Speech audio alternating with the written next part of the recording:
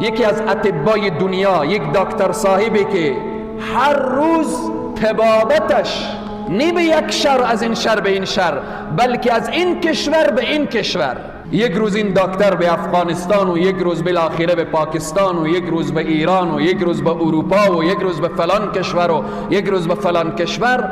این طبیب در حرکت هست، در مسیر راه داخل طیاره هست و بعداً هوا چنان ابر و بارانی و هوا چنان در رعد و برق قرار میگیره که در مسیر راه مثال بیان میکنم، مثلا مسیر طیاره از هرات کابل هست، هوا چنان به رعد و برق قرار میگیره که در مسیر راه در قندهار مثلا نشست میکنه، در میدان هوایی شندن نشست میکنه، در یکی از این میدان هایی که در مسیر راه هست.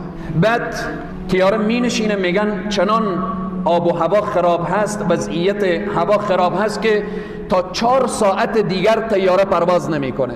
بعد دکتر پرسان میکنه که من به فلان شهر میروم، چند ساعت راه به موتر هست؟ میگویم 2 ساعت راه میشه. میگه از این که من 4 ساعت را انتظار بکشم که پس به طیاره برم، 2 ساعت را به موتر طی میکنم. به موتر می نشینه، حرکت میکنه، در مسیر راه 1 ساعت میره، در یک دشت و بیابان قرار میگیره، چنان رعد و برق و باران فشار میاره که موتر هم میگه رفته نمیتوانم.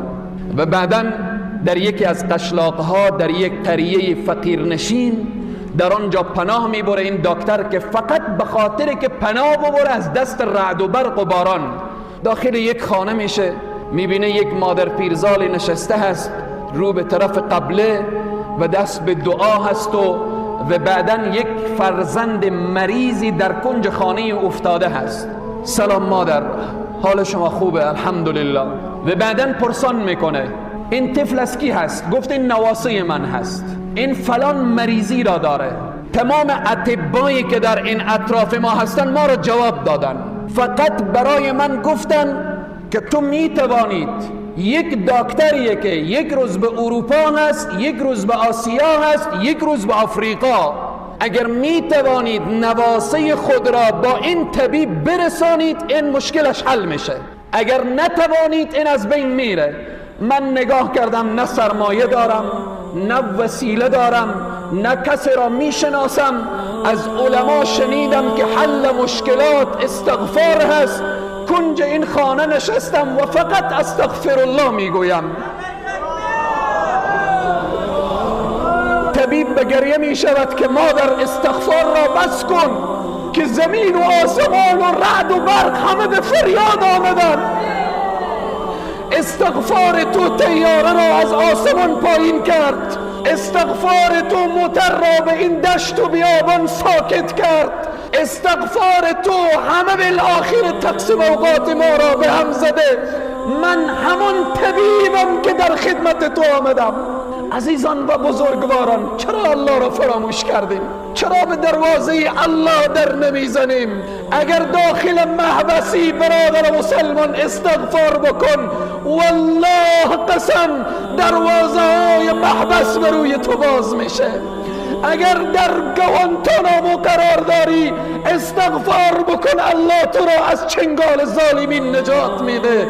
اگر بیرون از زندانی قرضداری استغفار بکن، الله قرضداری تو را آسان میکنه. اگر اولاد نداری استغفار بکن، الله همه مشکلات تو را حل میکنه، چون به صراحت کامل الله برای ما وعده فرموده فقلت استغفروا ربکم انه کان غفارا یرسل السماء علیکم مدرارا ويمددكم بأموال وبنين ويجعل لكم جنات ويجعل لكم أنهارا ما لكم لا ترجون لله وقارا. چی شده که رو گشتندید از الله؟ چی شده که پشت کردید به طرف الله؟ آیا الله بندگان خود را دوست نداره؟ اللهی که به استغفار یک پیرزن این رعد و برق را به وجود میاره، امروز همان الله که هیچ تغییری در ذات او نیامده و نمیآیه و نخواهد آمد.